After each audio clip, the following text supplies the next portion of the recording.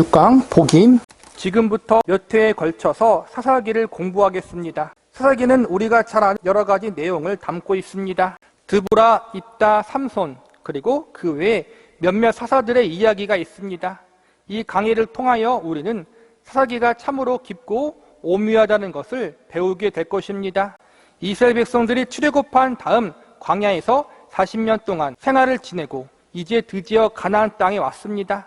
여호사를 앞세워 그의 지휘로 여러 가지 전투에 승리를 하고 가나안을 거의 점령했습니다만 여러 가지 핑계 같은 이유를 들어 점령하지 못한 몇 곳이 있습니다. 그때 여호와의 사자가 나타나서 그들이 남겨둔 가나안 족속들로 인해 너희 이스라엘 백성들이 어떻게 화를 입을 것인가를 예고하면서 일종의 경고와 저주를 선포합니다. 사사기 2장 3절을 보면 그러므로 내가 또 말하기를 내가 그들을 너희 앞에서 쫓아내지 아니하리니 그들이 너희 옆구리에 가시가 될 것이며 그들의 신들이 너희에게 올무가 되리라 하였노라. 여호와의 사자가 이스라엘 모든 자손에게 이 말씀을 이르매 백성이 소리를 높여 운치라. 그러므로 그것을 이름하여 복임이라 하니라. 무리가 거기서 여호와께 제사를 드렸더라. 이렇게 되어 있습니다. 복임은 우는 자들이라는 뜻을 갖고 있습니다. 이스라엘 민족이 이 장소에서 얼마나 많이 울었댔으면 우는 자들이라고 지명을 붙여 불렀을 정도였겠습니까? 우리가 성서를 읽다가 울었다가 기도를 했다거나 제사를 드렸다고 하면 회개라든지 신앙적인 어떤 헌신을 하는 것이라고 너무 쉽게 그리고 일방적으로 생각하는 습관들이 있습니다만 이 대목은 그렇게 오해되기 쉽다는 데 문제를 제기하려고 합니다. 이 부분을 회개라고 보면 성서를 읽는 데는 어려움이 없습니다. 하나님의 사자가 나타나서 이스라엘 백성들의 잘못을 지적했더니 이스라엘 백성들이 잘못했다고 울고 통에 자복하고 하나님 앞에 제 헌신을 약속하는 제사를 드렸다고 생각하면 아주 쉽습니다. 그러나 그렇지 않다면 어떻겠습니까? 그렇지 않다면 이야기가 복잡해집니다. 우선 생각을 해야 하는 귀찮음이 생깁니다. 대부분의 신자들의 약점은 성서를 읽는 것으로만 만족해버리지 거기서 무엇을 깊이 생각하고 열심히 배우려고 하지 않는 데 있습니다. 성서를 읽었다는 사실로 재려고 하지 무엇을 캐고 알게 되었는가로는 재지 않습니다. 오늘도 성서 몇 장을 읽고 기도를 몇 시간 했다는 것이 자랑이지 내 성품이나 삶의 모습에서 무엇이 변했는가를 중요시하지 않습니다. 조금도 변하는 것이 없습니다. 신자의 가장 큰 병은 종교적인 언어와 형태에만 익숙해지고 사람이 변하지 않는 데 있습니다. 우리가 신앙생활을 오래 하다 보면은 제일 조심해야 할 부분이 종교적인 활동, 종교적인 언어에 익숙해진다는 거예요. 처음 대표기도 할 때는 어색하지만 1년, 2년 지나고 대표기도 하면 이제는 나름 이제는 뭐라 그럴까? 화려한 언변을 구사하잖아요. 그렇죠? 기도할 때. 또 신앙생활을 할 때 어떠한 종교적인 교회 활동을 함에 있어서 처음에는 어색하지만 이제는 시간이 지나면 자연스럽게 예배에 참석하고 자연스럽게 종교 활동을 한다는 거예요. 지금 이스라엘 백성들의 실수가 그거라는 거예요. 하나님이 여호와의 사자를 통하여 이제는 지적한 거죠. 가나안 땅에 들어가면 모든 원주민들을 몰아내라. 다 없애라. 남기지 말라고 했는데 그들은 그 하나님 말씀을 듣지 않고 몇몇 중요한 곳을 공격하지 못해요. 점령하지 못했다라는 거예요. 그 이유 중 하나가 뭐냐면 보면은 이제는 그들이 강했기 때문에 하나님이 그걸 지적한 거예요. 내가 지금까지 애굽에서 너희를 구원하고 광야 40년 동안 인도하고 여호사를 통하여 그 가나안 땅을 점령하도록 역사했는데 지금 그 남아있는 작은 족속들을 겁난다고 공격하지 못하고 있는 것은 결국에는 불신앙의 문제라는 거예요. 너네가 온전히 하나님을 믿지 않았다라는 거예요. 그렇게 하나님이 그래서부터 지금까지 40년이 넘은 거잖아요. 그렇죠? 그 40년 넘은 세월 동안 하나님이 누군지를 보여줬는데도 불구하고 그 남아있는 작은 족속들이 두려워가지고 공격하지 못했다. 그 수많은 적들과 싸워서 지금 이겼는데 그 남아있는 족속을 못 이긴다는 것은 결국 그들이 불신앙적인 거고 게으르다는 것이고 악하다라는 거예요. 결론은. 이 말을 듣고 이스라엘 백성들이 어떻게 해요? 울었대요. 복임이라는 이름이 울었다라는 거예요. 울었다. 여기까지 보면 우리는 울고 제사를 지냈으니까 회개했구나. 그리고 다시 마음을 재정비했구나 하지만은 뒤에 보면은 뭐예요? 울고 제사 드리고 끝난 거예요. 그 이상 없어요. 그러니까 종교활동하고 끝냈다라는 거예요. 그냥 감정만 그냥 들끓었다가 끝났다라는 거예요. 이 말을 듣고 참되게 회개했으면 뭘 해야 돼요? 남아있는 족속과 싸워서 그걸 쟁취해야 되잖아요. 근데 그걸 안 했어요. 울고 제사를 드렸는데 그 다음엔 아무것도 없었다라는 거예요. 우리가 지금 그러한 잘못을 저지르고 있다라는 거예요. 감정만 있다. 종교적인 열심만 있다. 삶의 변화가 없다. 근데 왜 결론을 얘기하면 왜 그럴까요? 우리가 하나님을 온전히 알지 못했다라는 거예요. 그분을 인격적으로 온전히 만남으로 교제함으로 살지 못하고 그냥 종교적인 열심만 갖고 종교적인 그냥 의식만 갖고 살았다라는 거예요. 일상의 대화 중에서 내 마음대로 해라는 이야기가 정말로 자기 속편한 대로 해도 좋다는 뜻이 아닌 것을 우리는 잘 압니다. 그렇게 말하는 사람의 표정을 보면 더 이상 양보하지 않겠다는 뜻임을 알아들일 수 있습니다. 그런데 성서를 읽을 때는 왜 이 간단한 상식이 동원되지 않은가 하는 것입니다. 그 이유는 하나입니다. 우리가 하나님 말씀을 들을 정성이 없는 것입니다. 하나님께서 섭섭해 하실까봐 읽어드리는 것입니다. 하나님의 성경 말씀에 있는 의도가 있는데 그 말씀이 우리에게 주는 교훈과 메시지가 있는데 우리는 그것에 귀 기울이지 않고 딴짓만 헛발질만 하고 있다는 거예요. 그 이유, 왜 헛발질을 하고 있느냐? 왜 딴소리 하고 있는가? 그것은 하나님에 대한 진실된 마음이 없다는 거예요. 그저 종교적인 열심. 내가 하나님을 믿는 열심이나 예배도 신령과 진정으로 드리는 것이 아니라 그냥 받으립니다. 이것이 우리들의 신앙적인 삶에 있어서 가장 큰 병입니다. 오늘도 예배를 보았다라고 하고는 그 다음부터 자기 마음대로입니다.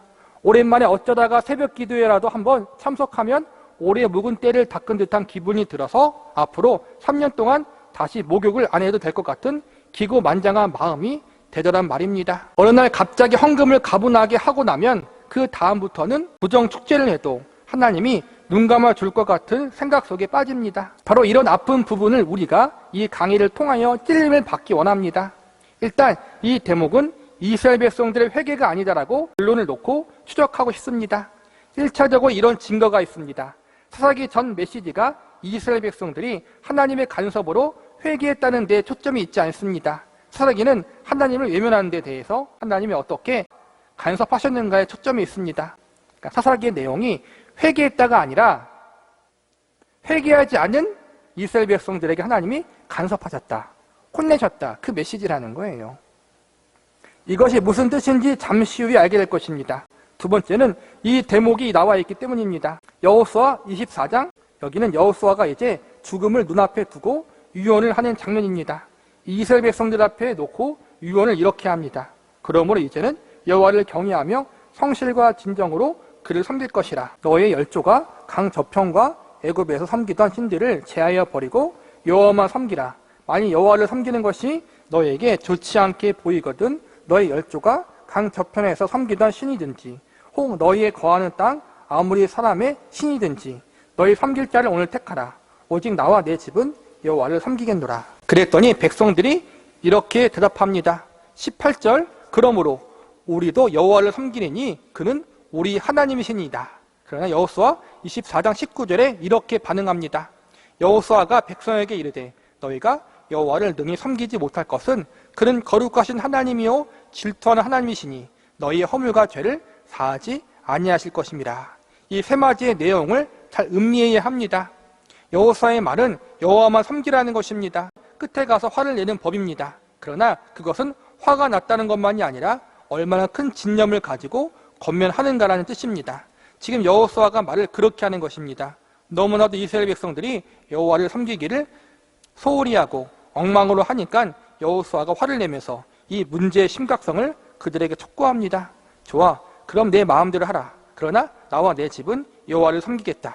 여기서 마음대로 하라는 것은 결단코 선택할 수 있다는 뜻이 아닙니다. 그렇게 하면 안 된다는 것을 이와 같은 수사로 표현한 것입니다. 그러자 백성들도 마침내 여호와의 진심에 감동한 것처럼 일제히 입을 열어 네 그러겠습니다라고 합니다.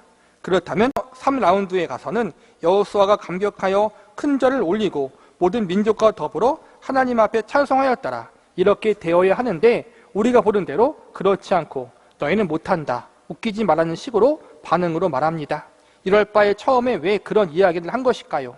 나와 내 집은 여호와를 섬기리니 너희는 마음대로 해도 좋다라고 강권할 필요가 없지 않겠는가 하는 의심을 가져야 합니다. 기껏 권유를 해놓고 상대가 믿겠다고 했는데 불구하고 너희는 못한다라고 하는 이 대화가 갖는 깊은 뜻을 여기서 우리가 찾아볼 수 있어야 합니다. 여호수아가 이 말을 하는 대상의 영적인 수준이 어떠한가를 우리가 알 수 있다는 이야기입니다. 이스라엘 백성들은 하나님을 상당히 어리숙하게 섬깁니다. 이스라엘 백성들만큼 하나님의 가장 큰 기적 속을 아무런 탈 없이 걸어왔으면서도 하나님을 하나님으로 대접하지 못한 민족이 없습니다.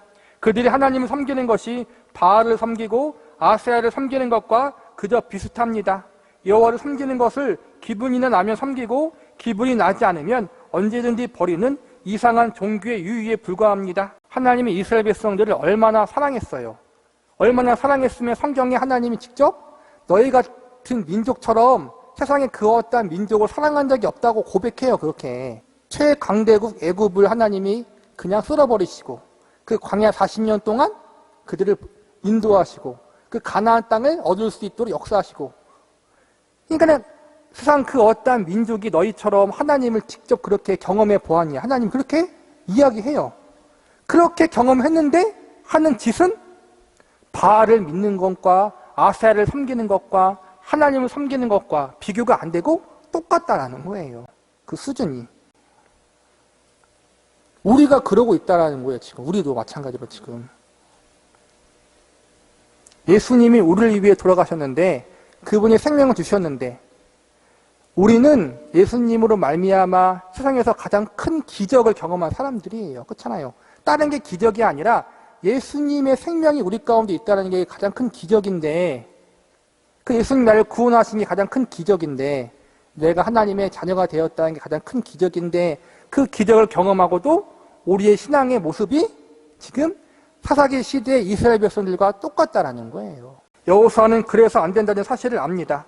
하나님만이 하나님이십니다. 그분만이 신이십니다. 그를 외면하면 큰일 납니다. 그 간절함과 그 긴박함을 여호수아는 전달하고 싶어 하는데 이스라엘 백성들은 너무나 쉽게 너무 가볍게 대답합니다. 우리가 전도하러 나가서 이를 박박 깔고 덤비는 사람은 오히려 예수를 믿을 가능성이 높습니다만 물에 물 탄 듯 예수를 믿으십시오라고 하면 금방 믿겠다고 하는 사람은 희망이 없습니다. 그런 사람은 불교 신자가 와서 권해도 역시 믿겠다고 합니다. 이스라엘 백성들이 적어도 신앙하는 문제에 있어서는 그런 수준에 있다는 이야기입니다. 이 부분을 확실히 하기 위해서 여호수아 23장 20절 이하를 봅시다. 만일 너희가 여호와를 버리고 이방 신들을 섬기면 너희에게 복을 내리신 후에라도 돌이켜 너희에게 화를 내리시고 너희를 멸하시리라. 백성이 여호수아에게 말하되 아니니이다. 우리가 정녕 여호와를 섬기겠나이다. 이스라엘 백성들이 아주 대답을 선선히 잘합니다. 그래서 어떻게 했는지 여호수아 24장 26절을 봅시다. 여호수아가 이 모든 말씀을 하나님의 율법책에 기록하고 큰 돌을 치하여 거기 여호와의 성소 곁에 있는 상수리 나무 아래 세우고 모든 백성에게 이르되 보라, 이 돌이 우리에게 증거가 되리니 이는 여호와께서 우리에게 하신 모든 말씀이 이 돌이 들었음이라. 그런즉 너희로 너희 하나님을 배반치 않게 하도록 이 돌이 증거가 되리라. 큰 돌로 기념비를 세워서 이 돌을 볼 때마다 이스라엘 백성들은 하나님 앞에 신앙의 절개를 지킬 것을 약속한 증거로 삼습니다. 그리고 사사기 1장 1절입니다. 여호수아가 죽은 후에 이스라엘 자손이 여호와께 묻자와 가로되 우리 중 누가 먼저 올라가서 가나안 사람과 싸우리이까? 여호와께서 가라사대 유다가 올라갈지니라. 보라, 내가 이 땅을 그의 손에 붙여놓으라. 이 문장은 이제 익숙하지 않습니까? 여호수아 1장 1장도 그랬습니다. 하나님께서 여호수아에게 나타나셔서 이렇게 말씀하십니다. 내 종 모세가 죽었으니 너는 일어나 이 백성을 이끌고 홍해를 건너 가나안에 들어가라. 내가 모세와 함께 했던 것과 같이 너와 함께 하리니 내 평생에 너를 대적할 자가 없으리라. 무릇 내 발바닥으로 밟는 곳을 내가 다 너에게 주었노니 너는 담대하라. 동일한 말씀이 여기에 주어지고 있습니다. 여호수아가 죽었습니다. 이스라엘 백성들에게 하나님께서 올라가라. 내 대적을 내 손에 다 붙여놓으라. 걱정 마라. 승리할 것이다 라고 하십니다. 모세를 일으키신 하나님, 여호수아를 일으키신 하나님이 지금 이스라엘의 동일한 하나님이요, 군사요, 방패요, 승리를 약속하시는 분으로 이스라엘 백성의 편이 되시겠다고 강하게 약속을 선언하십니다. 모세가 이스라엘 백성의 지도자가 되어서가 아니고 여호수아가 사령관이었기 때문에 승리한 것이 아니라 하나님 한 분만이 이 민족의 모든 것이었습니다. 그런데 사사기 1장 19절에 보면 여호와께서 유다와 함께 하신 고로 그가 산지 거민을 쫓아내었으나 골짜기의 거민들은 철병거가 있으므로 그들을 쫓아내지 못하였다. 그리고 21절 베냐민 자손은 예루살렘에 거한 여부스 사람을 쫓아내지 못하였다.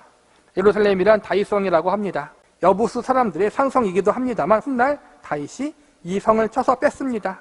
이곳은 산꼭대기에 있었던 요새이어서 빼앗는데 상당히 어려움을 겪습니다. 산지에 있는 요새이기 때문에 못 뺏었던 것입니다. 이어서 사사기 1장 27절 므낫세가 벳사안과 그 향리의 거민과 다나악과 그 향리의 거민과 돌과 그 향리의 거민과 아블레함과 그 향리의 거민과 므깃도와 그 향리의 거민들을 쫓아내지 못하며 가나안 사람이 결심하고 그 땅에 거하였더라. 사사기 1장 30절에 보면 스불론은 기드론 거민과 날 거민을 쫓아내지 못하였으나 가나안 사람이 그들 중에 거하여 사역을 하였더라. 아셀이 악고 거민과 시돈 거민과 알랍과 악십과 헬바와 아빅과 느옥 거민을 쫓아내지 못하고 그 땅 가나안 사람 가운데 거하였으니 이는 쫓아내지 못함이더라. 계속해서 쫓아내지 못했다고 합니다. 이유는 철병거가 있기도 하고 험한 요새였기 때문에 쫓아낼 수 없었답니다. 그런데 재미있는 것은 사사기 2장으로 돌아와 오늘 읽은 본문 1절부터 다시 보면 이 문제에 대하여 하나님이 어떻게 평가하시는지 매우 정확하게 나타납니다. 이 부분은 우리가 눈여겨볼 필요가 있습니다.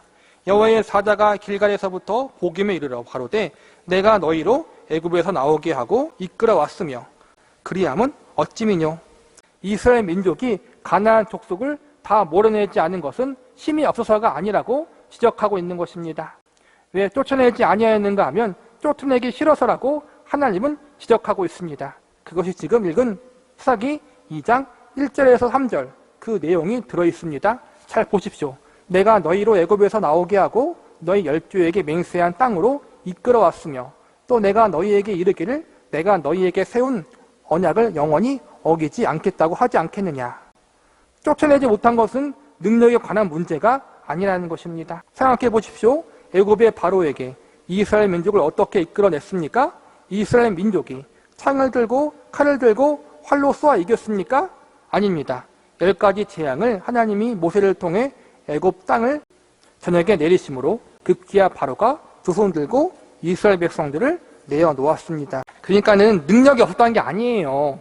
지금까지 가나안 땅을 정복했잖아요. 대부분의 가나안 땅을. 애굽에서 나오고 광야 생활 40년 동안 보호받고 여호수아와 가나안 땅에 들어가서 전쟁에서 그 수많은 적들을 물리쳤는데 지금 그 작은 성읍들 하나하나를 못 점령했다는 것은 능력이 부족한 것이 아니라는 거예요. 결국에는 그들의 마음의 문제였다라는 거예요. 문제는 결국에는 뭐냐면은 아까 말한 것처럼 하나님을 온전히 알지 못했기 때문에 이스라엘 백성들이 그런 신앙의 자세를 가지고 살았다라는 거예요. 하나님이 하시는 일을 다 경험했는데 그 오랜 시간 동안 경험하고도 하나님이 어떤 분이신지 무엇을 기대하시는지 내가 하나님 백성을 어떻게 살아야 할지를 하나도 모르고 지금까지 살았다라는 거예요. 그러니까는 지금 이것 하나 지금 이기지 못하고 순종하지 못하고 넘어지고 실패하고 말았다라는 거예요. 우리도 마찬가지라는 거예요. 여러분이 거의 대다수 1년, 2년 믿은 초신자들이 아니잖아요. 그렇죠? 기본 10년 내에는 다 믿었잖아요. 최소한. 그렇죠? 길게 믿으신 분들은 교회 다니신 지 20년, 30년이 됐단 말이에요. 근데 우리의 신앙은 여전히 뭐예요? 지금의 이스라엘 백성들 수준에 있다는 거예요. 내 삶을 하나님이 어떻게 이끌었는지 그 은혜가 무엇인지 경험하고도 그 예수님의 생명의 값이 무엇인지를 말씀을 듣고 배우고 경험하고 입으로는 하나님 앞에 하나님 아버지여 구원의 은혜에 감사합니다라고 고백을 하는데 내 삶의 모습은 아직도 이스라엘 백성들처럼 하나님의 뜻이 무엇이 뜻이고 기뻐하는 것인지 내가 하나님 백성을 어떻게 살아야 할지 내 삶의 성령의 열매가 무엇인지 그런 고민도 없고 그런 삶 자체가 없다라는 거예요. 뭐든지 쉽게 가려고 하고 뭔가 열심히 하는 것도 결국에는 내 안위와 내 평안을 위해서 하는 것이고 그러니까 종교적인 영역을 벗어나지 못했다라는 거예요. 아세라를 위해 섬기는 그 마음과 바알을 섬기는 그 신앙적 모습과 하나님을 섬기는 것과 전혀 다를 게 없다라는 거예요. 종교적인 열심. 그걸 지적하고 있다라는 거예요. 울면 뭐하나. 너네가 하나님 앞에 우는 게 아니, 나중에 보면 나오잖아요? 하나님 앞에 우는 게 아니에요. 우상들 앞에 가서 울어요. 나중에 우는 게 힘드니까 돈 주고 사서 우는 여자를 사요. 내 대신에 울어달라고. 그러니까 우는 게 중요한 게 아니라는 거예요. 우는 게 필요 없다가 아니라 우리도 지금 우리의 모습은 어떠한가를 돌아보라는 거예요. 우리의 모습이. 신앙의 모습이 종교적인 연역을 벗어나지 못하는 상태에 있지 않은가. 아직까지도. 그 많은 시간이 지났는데 그 많은 시간 동안 하나님의 인도하심을 받고 은혜를 경험했는데 하나님이 어떠한 분이신지 어떻게 나를 사랑하시는지 이끄셨는지 독생자 외아들 예수 그리스도의 생명까지 주시기까지 나를 사랑했는데 그 하나님이 나에게 무엇을 원하시는지 믿음의 성숙은 아직도 현저하게 하나님의 기대에 못 미쳐 있다는 거예요. 여전히 20년이 지났는데 초등학생 수준에 있다는 거예요. 그러면서 다 알고 있다는 듯이 얘기하고 다 알고 있겠죠, 머리로는. 그러니까 이게 그러한 분을 지금 사사기 시대 이스라엘 백성들에게 지적하고 있고 우리에게도 우리 자신을 돌아보라고 이야기하고 있는 거란 말이에요.